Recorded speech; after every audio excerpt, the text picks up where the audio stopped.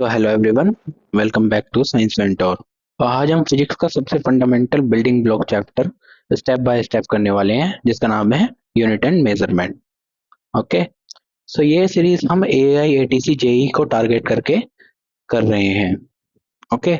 और इस सीरीज में हर एक लेक्चर लेस देन 30 मिनट्स का होने वाला है, क्योंकि हमारे पास इतना डिटेल में पढ़ने का टाइम नहीं है और हमें क्वेश्चन ज़्यादा प्रैक्टिस करने हैं। इसीलिए हम सिर्फ 30 मिनट्स में पूरे चैप्टर, एक कंप्लीट चैप्टर फिनिश करेंगे और उसके सभी कंसेप्ट को रिवाइज करेंगे। ओके, सो स्टार्ट करते हैं। सबसे पहला क्वेश्चन है कि what is physics and physical quantities. Okay. So physics एक क्वांटिटेटिव साइंस है जो नेचुरल फिनोमेना को ऑब्जर्व और मेजर करती है।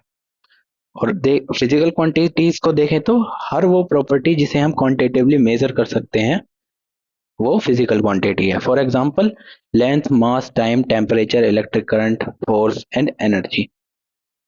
ओके। अब हम देखें मेजरमेंट के बारे में। सो मेजरमेंट एक कंपैरिजन प्रोसेस है जिसमें हम किसी अननोन फिजिकल क्वांटिटी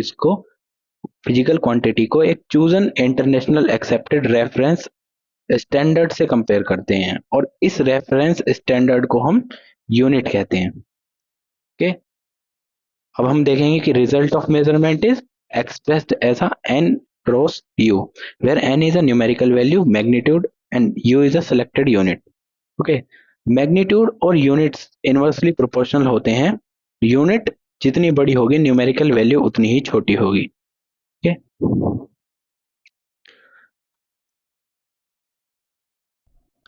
ओके, अब हम देखते हैं कि need of unit. So need of unit क्यों हुई? सबसे पहली जो पॉइंट है वो है यूनिफॉर्मिटी। पूरी दुनिया में ट्रेड और रिसर्च के लिए सेम स्टैंडर्ड मेंटेन रख रहे। उसके बाद आता है रिप्रोड्यूसिबिलिटी, यानी एक्सपेरिमेंट को किसी भी लैब में एक्यूरेटली रिपीट किया जा सके। उसके बाद मीनिंगफुल कंपैरिजन, क्वांटिटीज को रिलायबल कंपेयर करने के लिए। ओके। सो यही थी नीड ऑफ यूनिट। उसके बाद आते हैं सिस्टम ऑफ यूनिट।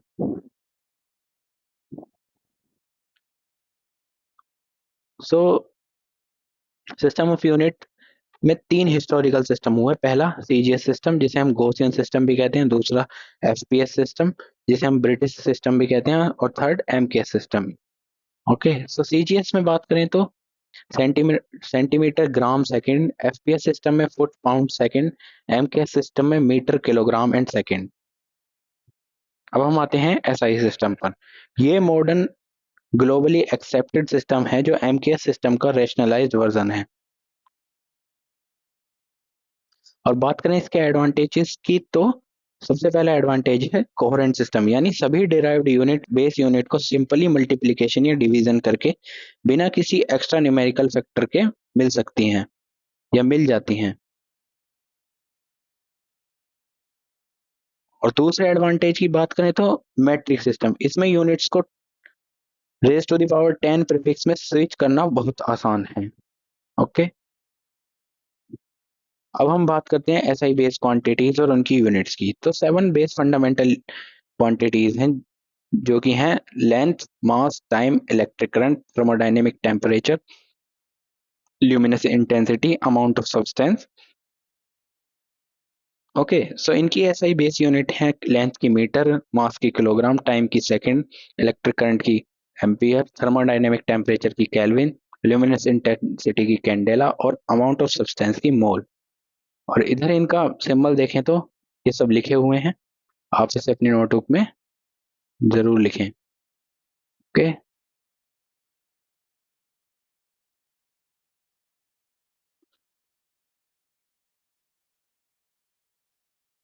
पॉज करके इसे अपने नोटबुक में जरूर लिखें। उसके बाद आती हैं कुछ सप्लीमेंट्री क्वांटिटीज, यानी बेस क्वांटिटीज के अलावा तो dimensional less geometry based quantity है डिफाइन की गई हैं, जो कि है पहली है प्लेन एंगल। ओके। सब प्लेन एंगल एक 2D एंगल होता है।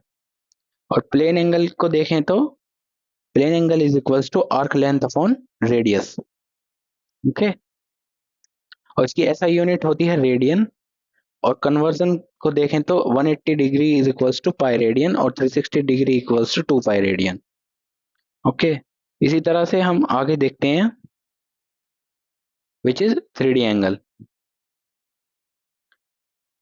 ओके, सो 3D एंगल और सॉलिड एंगल, जो कि एक 3D एंगल है। तो solid angle is intercepted area upon radius square. Okay, ये इसका फॉर्मूला है।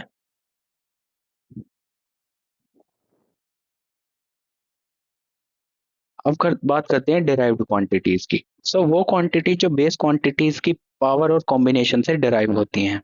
सबसे पहले देखें तो velocity. So velocity is metre per second, acceleration that's unit is metre per second square, force kilogram metre per second square और newton. उसके बाद देखें एनर्जी और work is kilogram metre square per second square और joule.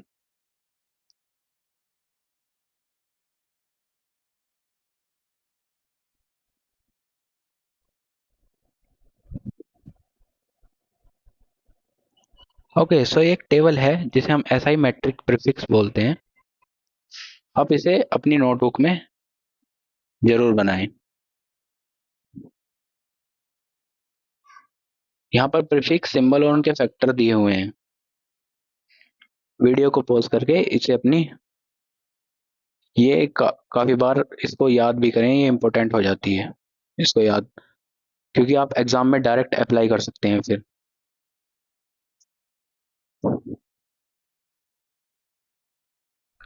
अब बात आती है सिग्निफिकेंट फिगर्स की। सब फिजिक्स में हर मेजरमेंट डिवाइस की एक लिमिट होती है। सिग्निफिकेंट फिगर्स बताते हैं कि आपकी वैल्यू में कितनी डिजिट रिलायबल है और कौन सा पहला डिजिट अनसर्टेन है। ओके, सो सिग्निफिकेंट फिगर के लिए आइडेंटिफाई करने के लिए कुछ रूल्स होते हैं। अब हम उन रूल्स को एक एक करके पढ़ेंगे। सबसे पहला रूल है all non zero digits are significant.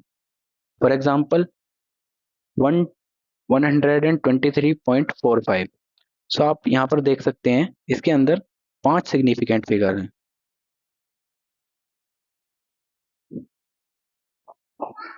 उसके बाद देखें दूसरा rule which is trapped zeros, यानी नॉन जीरो डिजिट्स के बीच में सारे जीरो सिग्निफिकेंट होते हैं। Zeros between two non zero digits are significant. For example 1.002, तो यहाँ पे 4 सिग्निफिकेंट फिगर हैं, और 5.03 यहाँ पर 3 सिग्निफिकेंट फिगर हैं। उसके बाद आते हैं लीडिंग जीरोस। सो डेसिमल के लेफ्ट या पहले नॉन जीरो डिजिट के पहले आने वाले जीरो सिग्निफिकेंट नहीं होते, यानी डेसिमल के लेफ्ट, अगर डेसिमल के लेफ्ट इधर या नॉन जीरो डिजिट से पहले आने वाले जीरो, 6 2 से पहले आने वाले जीरो, ये वाले जीरो सिग्निफिकेंट नहीं होते, ये सिर्फ अपनी पोजीशन बताते हैं। Okay, so 0.0062 here only 2 significant figures, 0.051 here 2 significant figure। उसके बाद आते हैं ट्रेलिंग जीरोस। सो नंबर में अगर डेसिमल पॉइंट है तो लास्ट में नॉन जीरो डिजिट के बाद जीरो सिग्निफिकेंट होंगे। जैसे देखें 2.500, यहाँ पर 4 सिग्निफिकेंट फिगर्स हैं। उसके बाद 0.06900, सो ये चारों सिग्निफिकेंट फिगर्स हैं यहाँ पर। ओके, सो यहाँ पे लिखा भी हुआ है zeros to the right of the last non zero digit in a number with the decimal points are significant. Okay, number में अगर डेसिमल पॉइंट है तो लास्ट नॉन जीरो डिजिट के बाद के जीरो सिग्निफिकेंट होंगे। अब देखते हैं trailing zeros without decimal. Okay, so for example 4700 metre. So okay, so without decimal point trailing zeros भी काउंट नहीं होते। डेसिमल पॉइंट्स में ट्रेलिंग जीरो काउंट होते हैं, लेकिन without decimal point trailing zeros count नहीं होते। जैसे कि 4700 मीटर, यहाँ पर सिर्फ दो ही सिग्निफिकेंट फिगर है। यहाँ पर देखें तो 5 लैक्स, यहाँ पर सिर्फ एक ही सिग्निफिकेंट फिगर है।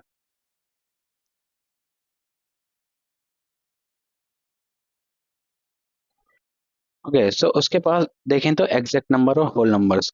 सो काउंटिंग ऑब्जेक्ट या फिक्स डेफिनेशन के पास इनसिग्निफिकेंट इनफाइनाइट सिग्निफिकेंट फिगर्स होते हैं। फॉर एग्जांपल जैसे कि 5 एप्पल और 1 minute is equal to 60 second have infinite significant figure, इनके पास इनफाइनाइट सिग्निफिकेंट फिगर्स होते हैं।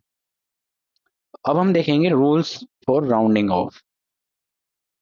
आई होप सभी को सिग्निफिकेंट फिगर का कंसेप्ट अच्छे से समझ में आया होगा, और आप अगर इस पे फर्दर क्वेश्चन सॉल्व करेंगे तो आप ये आपको और अच्छे से समझ में आएगा। सो सबसे पहला केस है कि if the digit to the dropped is greater than 5, increase preceding digit by 1। Okay, यहाँ पर देखें कि अगर ड्रॉप्ड डिजिट जो है वो 5 से ग्रेटर है, यहाँ पे देखें ये है ड्रॉप डिजिट 6। सो अगर ये 5 से ग्रेटर है तो जो प्रीसीडिंग डिजिट है, यहाँ पर 4 है प्रीसीडिंग डिजिट, उसमें 1 ऐड हो जाएगा तो ये 2.75 हो जाएगा। ओके, अब देखते हैं रूल नंबर 2। सो अगर ड्रॉप डिजिट लेस देन 5 है, if the digit to be dropped is less than 5, keep the preceding digit unchanged. तो प्रीसीडिंग डिजिट अनचेंज रहेगी। अब यहाँ पर देख सकते हैं जो ड्रॉप डिजिट है वो 3 है, यानी लेस देन 5 है, तो जो प्रीसीडिंग डिजिट है वो 1.74 एज इट इज यहीं पे है। उसके बाद केस 3 पर आते हैं। ओके, ओके, सो अगर डिजिट जो कि ड्रॉप्ड करना है वो 5 है, यानी ड्रॉप डिजिट 5 के इक्वल है और फॉलो बाय 0 और nothing, then the true probabilities में होकर। सो उसकी दो प्रोबेबिलिटी हो सकती है। अगर प्रीसीडिंग डिजिट ओड है तो +1 हो जाएगा, यानी देख अब से एग्जांपल से देखते हैं यहाँ पर। सो जैसे कि यहाँ पे है 2.735, तो अगर जो ड्रॉप डिजिट है वो 5 है और प्रीसीडिंग डिजिट जो है वो एक ओड नंबर है, तो एक प्रीसीडिंग डिजिट में एक इंक्रीज हो जाएगा, तो 2.74 हो जाएगा। हम देखते हैं बी। सो यहाँ पे पढ़ते हैं कि keep the preceding digit unchanged if it is even. यहाँ पर देखते हैं कि 2.745, यानी जो प्रीसीडिंग डिजिट है वो 5, जो ड्रॉप डिजिट है वो तो 5 है, लेकिन जो प्रीसीडिंग डिजिट है वो एक इवन नंबर है, तो हम उसे अनचेंज रहने देंगे, एज इट इज 2.74 आंसर आ जाएगा।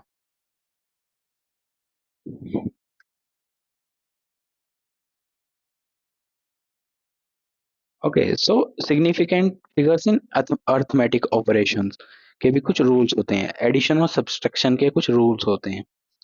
सो फाइनल रिजल्ट में मिनिमम डेसिमल प्लेस वाले नंबर जितने ही डेसिमल प्लेस होने चाहिए। ओके, अब हम देखते हैं यहाँ पे ये कहना क्या चाहता है कि if the final result should have the same number of decimal place as the number of in the calculation with the fewest decimal place, यानी एग्जांपल से देखते हैं। सो 436.32, इन तीनों को अगर हम ऐड करें, ओके, सो यहाँ पर फाइनल रिजल्ट जो आएगा उसमें मिनिमम डेसिमल प्लेसेस उतने ही होने चाहिए कि जो कि मिनिमम डेसिमल प्लेसेस हैं। मतलब कि यहाँ पर देखें 436.32 है, यहाँ पर 227.2, यहाँ पर 0.301, तो जो फाइनल रिजल्ट होगा उसमें सिर्फ सबसे मिनिमम नंबर वाले जो डेसिमल पॉइंट होंगे वही होंगे। फॉर एग्जांपल यहाँ पे जो आंसर आया वो 663.82 आया, लेकिन उसको हम रिपोर्ट करेंगे एज 663.8। ओके, जो minimum number of decimal point होंगे वही रिपोर्ट करे जाएंगे। और उसके बाद आते हैं मल्टीप्लिकेशन और डिवीजन के रूल पर। ओके, सो मल्टीप्लिकेशन और डिवीजन में देखें तो फाइनल रिजल्ट में मिनिमम सिग्निफिकेंट फिगर्स वाले टर्म की जितनी सिग्निफिकेंट फिगर होंगी उतनी ही डेसिमल पॉइंट होंगे। फॉर एग्जांपल यहाँ पर देखें कि 4.237 को हम डिवाइड करें 2.51 से, तो आंसर जो आएगा वो 1.6880 आएगा। उसको हम रिपोर्ट करेंगे 1.69 एज अ 69, बिकॉज यहाँ पर ओनली 3 ही सिग्निफिकेंट फिगर्स हैं। ओके,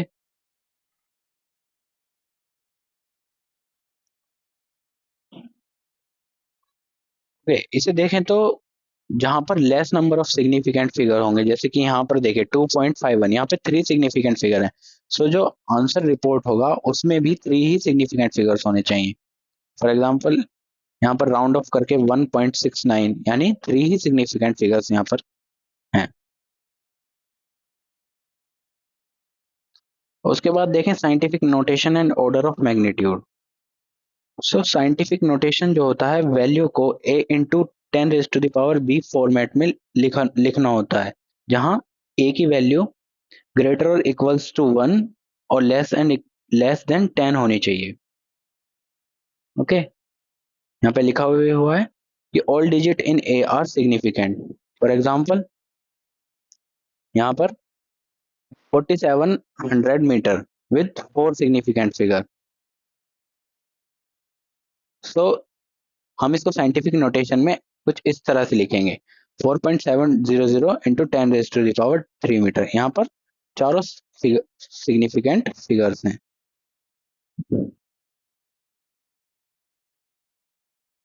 उसके बाद देखें order of magnitude. So nearest power of 10 in the notation of x raised to the power x into 10 raised to the power p। Okay, so nearest, यहाँ पर जो nearest power of 10 होती है in the expansion of x into 10 raised to the power p में, उसे ही order of magnitude कहते हैं। Okay, जहाँ पर जो x की वैल्यू है वो ग्रेटर एंड इक्वल्स टू होनी चाहिए 0.5 और लेस देन होनी चाहिए 5। ओके, जैसे कि यहाँ पर हम एग्जांपल देखते हैं कि डायमीटर ऑफ अर्थ जो है वो 1.28 इंटू 10⁻⁷ है, तो यहाँ पर ऑर्डर ऑफ मैग्नीट्यूड जो होगा वो 7 होगा। Okay, the nearest power of 10।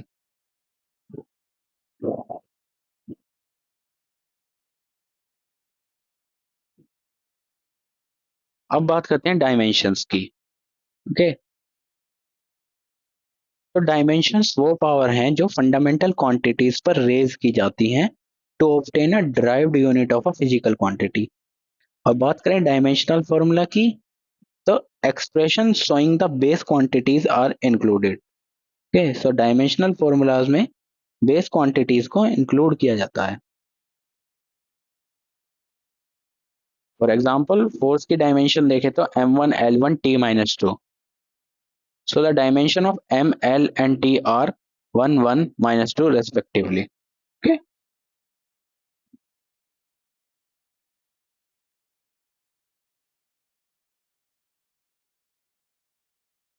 Okay, so कोई भी dimensional formula in 7 fundamental quantities की टर्म से ही बनता है। M, L, T, A, K, mole, candela.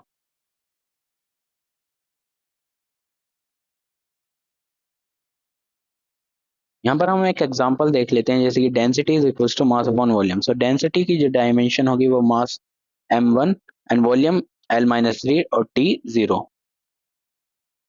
Okay, अब हम डायमेंशन के बारे में कुछ बहुत इंपॉर्टेंट रूल्स और कंसेप्ट पॉइंट देखेंगे जो एग्जाम क्वेश्चन और न्यूमेरिकल सॉल्व करते वक्त डायरेक्ट काम आते हैं। ओके, सबसे पहले हर वो फिजिकल क्वांटिटी जिसकी यूनिट होती है उसके पास डायमेंशन भी जरूर होंगे, except supplementary quantities, plane angle और सॉलिड एंगल।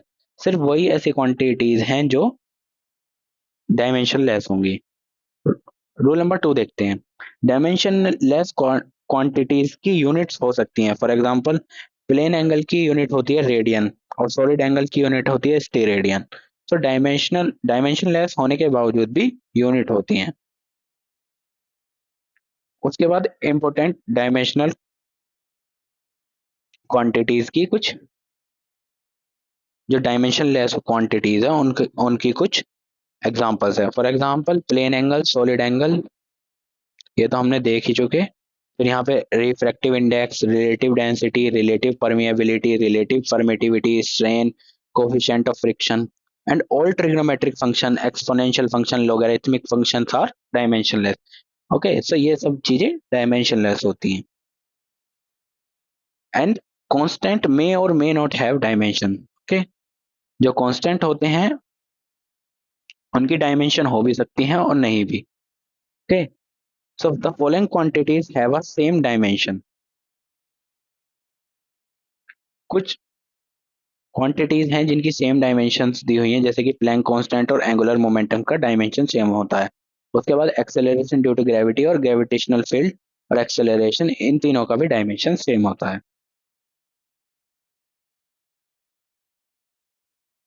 ओके, सो यहाँ पर मैकेनिक्स में यूज होने वाली सबसे कॉमन फिजिकल क्वांटिटीज और उनके डायमेंशनल फॉर्मूलाज की एक टेबल बनाई हुई है और उनकी ऐसा यूनिट्स भी लिखी हुई हैं। सो ये कुछ ऐसी क्वांटिटीज हैं जिनको आपको डायमेंशनल फॉर्मूला एकदम टिप्स पर होने चाहिए, जो बिल्कुल याद होने चाहिए। ओके, जैसे कि velocity, acceleration, force, work, energy, torque, power, momentum, impulse, angle, strain, stress. Okay, so इन सब के डायमेंशन आपको याद होने चाहिए, इनके डायमेंशनल फॉर्मूला एकदम याद होने चाहिए। यहाँ पे कुछ हम इंपॉर्टेंट रिजल्ट भी देखते हैं, जैसे कि वर्क, एनर्जी और टॉर्क तीनों के डायमेंशन बिल्कुल सेम है। मोमेंटम और इम्पल्स के डायमेंशनल फॉर्मूले सेम है। सो एग्जाम न्यूमेरिकल सॉल्व करते वक्त अगर इक्वेशन में ट्रिग्नोमेट्रिक या एक्सपोनेंशियल फंक्शन के अंदर टर्म हो तो ब्रैकेट के अंदर पूरा डायमेंशन टर्म जीरो, मतलब डायमेंशन लेस होता है, M0, L0, T0। ओके, अब हम देखेंगे एरर एनालिसिस। सो एरर जो होता है वो ट्रू वैल्यू और मेजर्ड वैल्यू के डिफरेंस को ही हम एरर कहते हैं, यानी error is equals to true value minus measured value. उसके बाद हम आते हैं मीन और एब्सोल्यूट एरर्स पर। ओके, सो अगर हम एन ऑब्जर्वेशंस लेते हैं, अगर हम कहीं पर एन ऑब्जर्वेशन लेते हैं, like A1, A2, A3 up to AN, so the mean value होती है, वो होती है AM, जिसे हम AM से रिप्रेजेंट करते हैं, और बेस्ट एस्टिमेशन है उसका that AM is equals to A1 plus A2 plus up to AN upon N total number of term। Okay,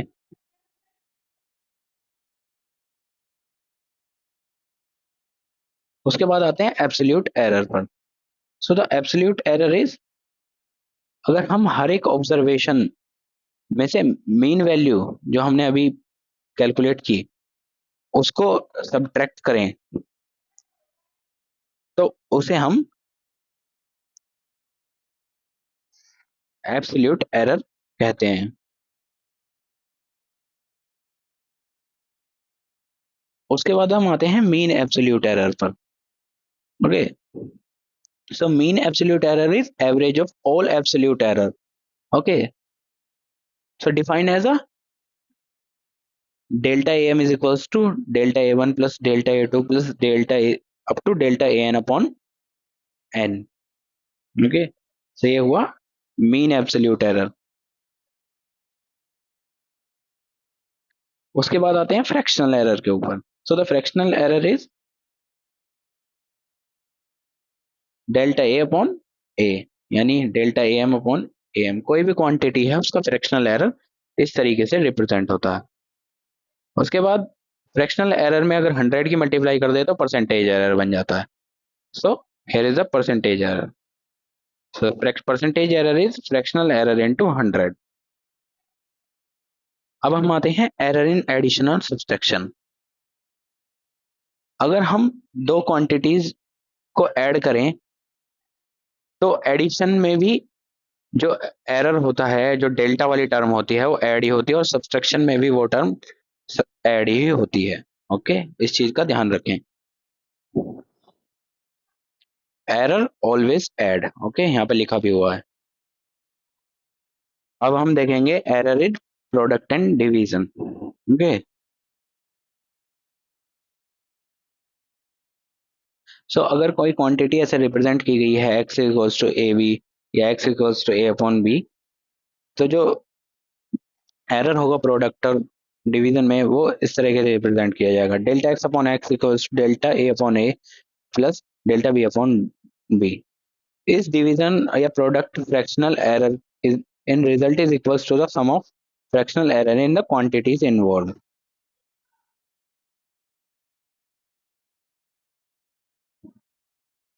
okay, यहाँ पर एक एग्जांपल टाइप में दिया हुआ है, like 1/x equals to 1/a plus 1/b। यहाँ पे रेजिस्टेंस के पैरेलल फॉर्मूले को भी दिया हुआ है, कैपेसिटेंस के सीरीज वाले फॉर्मूले को दिया हुआ है। इनको हम ऐसे भी लिख सकते हैं अगर इन्हें ऊपर ले जाएं तो, और फिर इन्हें डिफरेंशिएट कर दें with respect to their variable. Okay, so जो ये टर्म दी गई है इसे हम एरर इन इनवर्स या पैरेलल कॉम्बिनेशन बोलते हैं। ओके,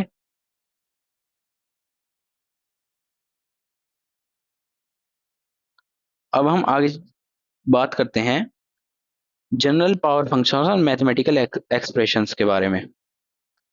अगर हमें कोई quantity y is equals to X raise to the power n के फॉर्म में दी हुई है तो हम उसमें एरर को ऐसे रिप्रेजेंट करेंगे, delta y upon y is equals to n into जो पावर है उसे उसकी मल्टीप्लाई आगे कर दी delta x upon x.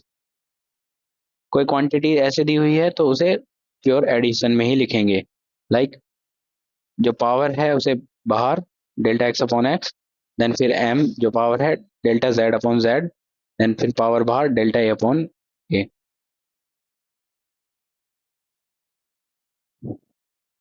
Okay, और कुछ इंपॉर्टेंट रिजल्ट्स दिए हुए हैं, आप इनको पढ़ सकते हैं।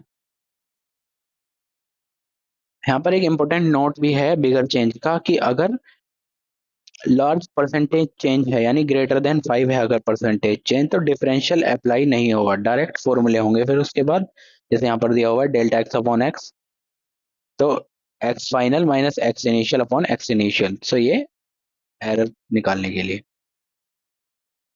ओके, सो जिस एग्जाम के लिए हम प्रिपेयर कर रहे हैं AIATC JEE, उसके हमने प्रीवियस ईयर पेपर एनालाइज किया और उसके बेसिस पर हम ये चैप्टर यहीं पर कंप्लीट करते हैं, मतलब ये लेक्चर यहीं पर कंप्लीट करते हैं और आपको यूनिट एंड डायमेंशन इसी के साथ यहाँ पर पूरा हुआ होता है। अब हम कुछ क्वेश्चंस प्रैक्टिस करेंगे जो कि हम नेक्स्ट लेक्चर में करेंगे, इस लेक्चर को हम यहीं पर खत्म करते हैं। ओके, सो आप पूरे चैप्टर को एक बार फिर से रिवाइज कीजिए और क्वेश्चंस आप भी प्रैक्टिस करने की कोशिश कीजिए प्रीवियस ईयर टेक्स्ट बुक से या किसी अदर प्लेटफॉर्म से। ओके, और अगर आप इसी सीरीज को कंटिन्यू करवाना चाहते हैं या चाहते हैं कि मैं इस सीरीज को इसी चैनल पर कंटिन्यू करें तो आप मुझे कमेंट सेक्शन या फिर चैनल पे दिए गए टेलीग्राम या व्हाट्सएप कम्युनिटी के थ्रू आप मुझे DM भी कर सकते हैं और ग्रुप्स में भी बता सकते हैं। ओके, सो कल इसका नेक्स्ट पार्ट यानी मतलब next lecture which is motion in a straight line करवाया जाएगा, उसको भी हम एक लेक्चर में ही कवर कर लेंगे लेस देन 30 मिनट्स, जिससे आप जल्दी जल्दी कॉन्सेप्ट को रिवाइज कर सकें मेरे साथ। ओके, सो जय हिंद,